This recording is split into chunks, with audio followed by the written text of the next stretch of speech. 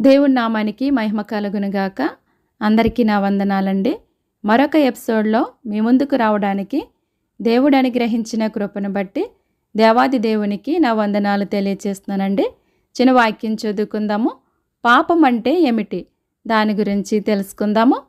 రోమీలకు రాసిన పత్రిక 3వ అధ్యాయము 11 నుండి 14 వచనాలు చదువుకుందాము.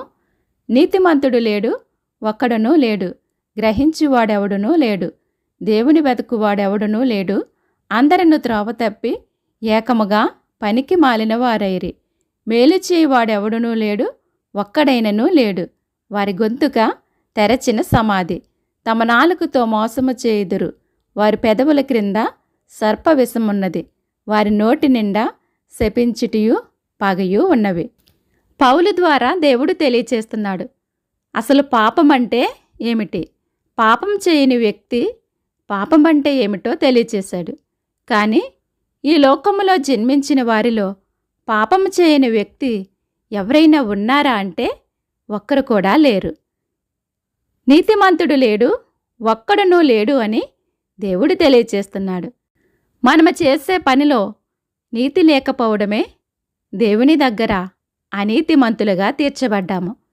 గ్రహించువాడెవడునూ లేడు, దేవుని వెతుకు వాడెవడునూ లేడు అంటున్నాడు. మనము దేనిని గ్రహించలేకపోతున్నాము? దేవుని వాక్యాన్ని గ్రహించలేక, దేవుడు చెప్పిన రీతిగా నడుచుకోలేక, దేవుని వెదకవలసిన రీతిగా వెదకలేక, దేవునికి దూరమైపోయి అందరినూ త్రోవ తప్పి పనికి మాలిన వారుగా ఉన్నారని దేవుడు తెలియచేస్తున్నాడు. మనమైతే కొందరిని పనికి మాలిన వారు అంటాము, కానీ దేవుడు అందరినీ పనికి మాలిన వారు అంటున్నాడు. మనలను ఎవరైనా పనికి మాలిన వారంటే మనం ఒప్పుకోము, కానీ దేవుడే అందరినీ పనికి మాలిన వారు అంటే మనం ఏం చేయగలము? ఒప్పుకోక తప్పదు.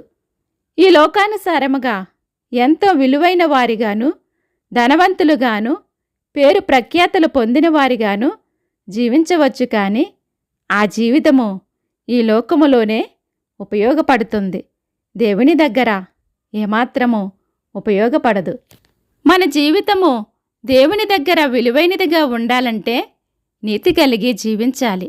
అంటే మనము చేసే ప్రతి పనిలో నీతి ఉండాలి. అంతేకాకుండా దేవుని వాక్యాన్ని గ్రహించి దేవుని వెదికే వారముగా ఉండాలి. అప్పుడు మనము త్రోవ తప్పిపోకుండా దేవునికి పనికొచ్చే వారముగా ఉంటాము. మేలు చేయి వాడెవడునూ లేడు, ఒక్కడైననూ లేడు అంటున్నాడు. దేవుని దృష్టిలో మేలు చేసేవారు ఒక్కడు కూడా లేడు అంటున్నాడు. వారి గొంతుక తెరచిన సమాధి వలె ఉంది అంటున్నాడు. సమాధిని తెరిస్తే మనము ఎలా చూడలేమో అదే విధముగా మన గొంతుకు కూడా తెరచిన సమాధి వలె ఉంది అంటున్నాడు. చనిపోయి సమాధి చేయబడిన మనిషిని మరలా సమాధిని తెరిచి చూడటానికి ఒక్కరైనా ఇష్టపడతారా? ఎవరూ ఇష్టపడరు. అదే విధముగా మన గొంతుక తెరచిన సమాధి వలె ఉంది అని దేవుడు తెలియచేస్తున్నాడు. మనం ఎలాగైతే తెరచిన సమాధిని చూడలేమో అదే విధముగా దేవుడు కూడా మనలో ఉన్న సమాధిని చూడలేకపోతున్నాడు. అంతేకాకుండా నాలుకతోనే మోసము చేసేవారుగా ఉన్నారు.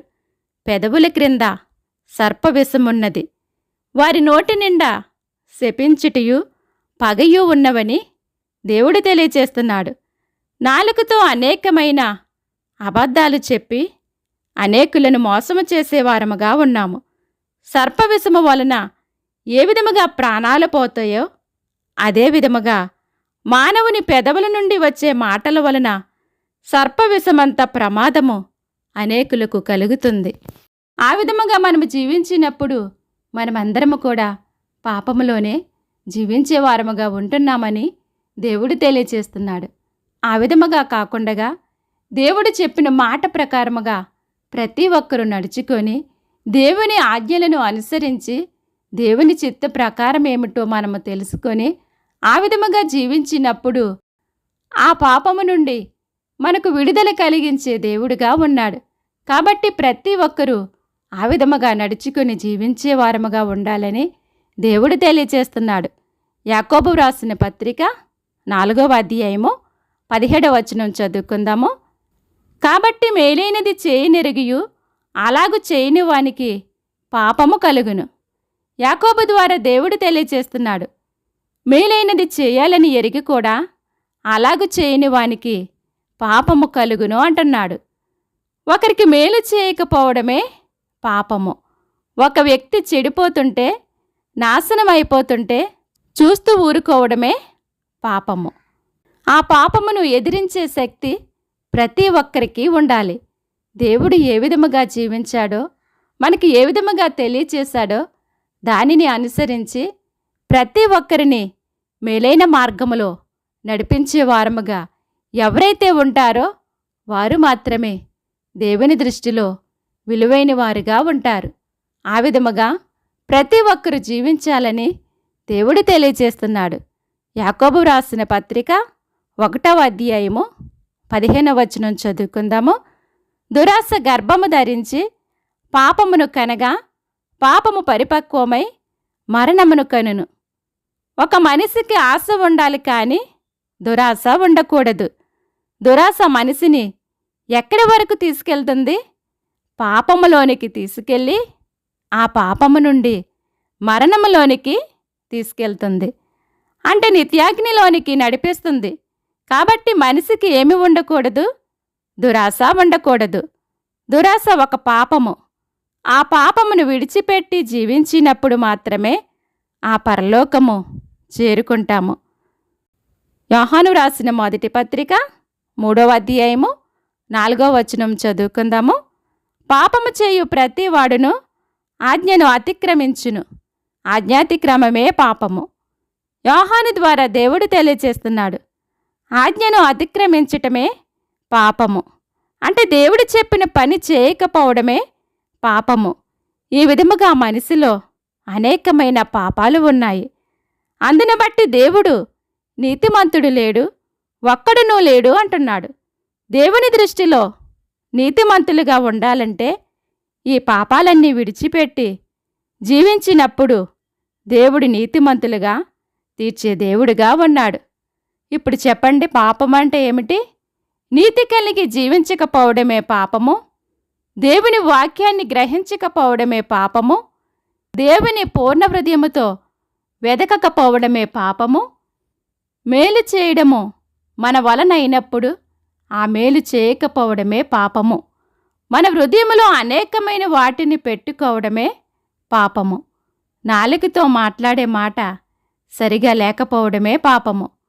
నోటితో శపించటమే పాపము. పగను మనలో ఉంచుకోవడమే పాపము. దురాశ ఒక పాపము, ఆజ్ఞాతిక్రమమే పాపము. అయితే మానవుని హృదయములో ప్రతి ఒక్కరిలో ఇందులో ఏదో ఒకటి ఉంటుంది. కాబట్టి దేవుడు నీతిమంతుడు లేడు, ఒక్కడునూ లేడు అంటున్నాడు. కానీ దేవుని కలిగి జీవించుచున్న ప్రతి ఒక్కరూ నీతిమంతులుగా జీవించాలని దేవుడు కోరుకుంటున్నాడు. కొంతమంది ఏమి తిందుమో, ఏమి త్రాగుదుమో, ఏమి ధరించుకుందుమో అని విచారించేవారుగా ఉంటారు. కొంతమంది తినుము, త్రాగుము, సంతోషించుమని జీవించేవారుగా ఉంటారు. కొంతమంది తిన్నామా, ఉన్నామా అని ఆలోచిస్తున్నారు తప్ప అసలు దేవుడు మనలను ఎందుకు పుట్టించాడు, మనం ఏమి చేయాలని ఆలోచించలేక, దేవుడు చెప్పిన రీతిగా నడుచుకోలేక దేవుని దృష్టిలో నీతిమంతులుగా జీవించలేకపోతున్నారు. దేవుడు ప్రతి ఒక్కరూ నీతిమంతులుగా జీవించాలని కోరుకుంటున్నాడు. మరి ప్రతి ఒక్కరూ నీతి కలిగి జీవించేవారుగా ఉన్నారా? ప్రతి ఒక్కరూ ఎవరికి వారే ప్రశ్నించుకోవాలి. నీతి కలిగి జీవించాలి, వాక్యాన్ని గ్రహించి జీవించాలి, దేవుణ్ణి వెదికే వారముగా ఉండాలి, ఇతరులకు మేలు చేసేవారుగా ఉండాలి, హృదయములో ఎటువంటి పాపము లేకుండా ఉండాలి, నోటితో శపించకుండా ఉండాలి, పగను మనసులో ఉంచుకోకూడదు, దురాశ ఉండకూడదు, ఆజ్ఞను అతిక్రమించకూడదు. వీటన్నిటినీ విడిచిపెట్టి జీవించినప్పుడు దేవుడు నీతిమంతులుగా తీర్చే దేవుడుగా ఉన్నాడు. మనకు పాపమని తెలియకుండానే మనలో అనేకమైన పాపాలు పెట్టుకుని జీవించే వారముగా ఉన్నాము. ఈ లోకానుసారముగా ఉన్నటువంటి వారిని పాపులు అంటాము. ఒక దొంగని పాపి అంటాము. ఒక వ్యభిచారిని పాపి అంటాము. ఒక హంతకుణ్ణి పాపి అంటాము. విగ్రహారాధికులను పాపులు అంటాము. మద్యం సేవించే వారిని పాపులు అంటాము. ఈ విధముగా అనేకమైన వాటిని పాపాలంటాము. కానీ మన హృదయంలో ఉన్న వాటిని పాపమని గుర్తించలేకపోతున్నాము. ఈ విధముగా దేవుని కలిగి జీవించుచున్న వారి హృదయములో అనేకమైన పాపాలు పెట్టుకుని జీవించేవారుగా ఉన్నారు. కానీ ఇతరులు చేసే వాటిని పాపాలని వారిని నిందించే వారముగాను అవమానపరిచే వారముగాను ఉన్నాము. కానీ మనలో ఉన్న వాటిని తెలుసుకోలేక దేవుని దృష్టిలో అందరూ పాపులుగానే మిగిలిపోయాము. అయితే అందరూ పాపులైతే పరలోకం ఎవరు వెళ్తారు? నీతిమంతుడు ఒక్కడు కూడా లేనప్పుడు మనం ఎక్కడికి వెళ్తామని అనుకోవచ్చు. అయితే నీతిమంతుడు ఎవరు? ఆ నీతిమంతుని ద్వారా మనకేమి కలుగుతుంది తెలుసుకుందాము. యోహాను వ్రాసిన మొదటి పత్రిక 3వ అధ్యాయము 5వ వచనం చదువుకుందాము. పాపములను తీసివేయుటకై ఆయన ప్రత్యక్షమాయనని మీకు తెలియను. ఆయన యందు పాపమేమీ లేదు. ఆయన యందు నిలిచియుండు వాడెవడునో పాపము చేయడు. యోహాను ద్వారా దేవుడు తెలియచేస్తున్నాడు, ప్రభువైన యేసుక్రీస్తు ఈ లోకములోనికి ఎందుకు వచ్చాడంట? మన పాపములను తీసివేయడానికి ఆయన ఈ లోకములోనికి వచ్చాడు. పాపము లేని వారికి మాత్రమే పాపములను తీసివేసే అధికారాన్ని దేవుడు అనుగ్రహించాడు. ఆయన యందు మనము నిలిచి ఉంటే ఏ పాపమును చేయని వారముగా జీవించే వారముగా ఉంటాము. అంతేకాకుండా ఆయన దృష్టిలో నీతిమంతులుగా తీర్చబడతాము. ఆయన ఉచితమైన ప్రేమను బట్టి మన పాపములను తొలగించి ఆ పరలోకానికి మార్గాన్ని చూపించాడు. రోమీయులకు వ్రాసిన పత్రిక 8వ అధ్యాయము 1వ వచనం చదువుకుందాము. కాబట్టి ఇప్పుడు క్రీస్తు యేసు నందున్న వారికి ఏ శిక్షా విధియూ లేదు. దేవుని కలిగిన ప్రతి ఒక్కరూ ఆయనలో నిలిచి ఆయనలో జీవించే వారముగా ఉంటే నీతిమంతులుగా తీర్చబడి ఆ శిక్ష నుండి తప్పించే వారముగా ఉంటాము. మనము నీతిమంతులుగా తీర్చబడాలంటే మనము ఎవరిని కలిగి జీవించాలి? నీతిమంతుడైన ప్రభువును కలిగి జీవించాలి. ఆయన మార్గములో నడుచుకొని ఆయన చెప్పిన మాట ప్రకారముగా నడుచుకొని జీవించాలి. అప్పుడు మాత్రమే మనము నీతిమంతులముగా తీర్చబడతాము. నీతిమంతుడిని బట్టి మనము నీతిమంతులముగా తీర్చబడతాము. కాబట్టి ప్రతి ఒక్కరూ ఆయన ఉచితమైన ప్రేమను బట్టి పాపముల నుండి విడిపించి నీతిమంతులుగా తీర్చి ఆ పరలోకానికి చేర్చుకునే దేవుడిగా ఉన్నాడు. కాబట్టి ప్రతి ఒక్కరూ ఆయనలో జీవించి ఆయన చెప్పిన మాట ప్రకారముగా నడుచుకుని ఆ పరలోకానికి చేరే వారముగా ఉండాలని ప్రభు నామాన్ని బట్టి మీకు అందరికీ తెలియచేస్తున్నాను. దేవుడి కొద్ది మాటలను దీవించి ఆశీర్వదించునుగాక. ఆమేన్. దేవుని చిత్తమైతే మరొక ఎపిసోడ్లో కలుసుకుందాం. మీ ప్రార్థన అవసరతలు ఏమైనా ఉంటే మాకు తెలియజేయండి. మీ కొరకు తప్పక ప్రార్థించి మీ సహోదరి. May God bless you all.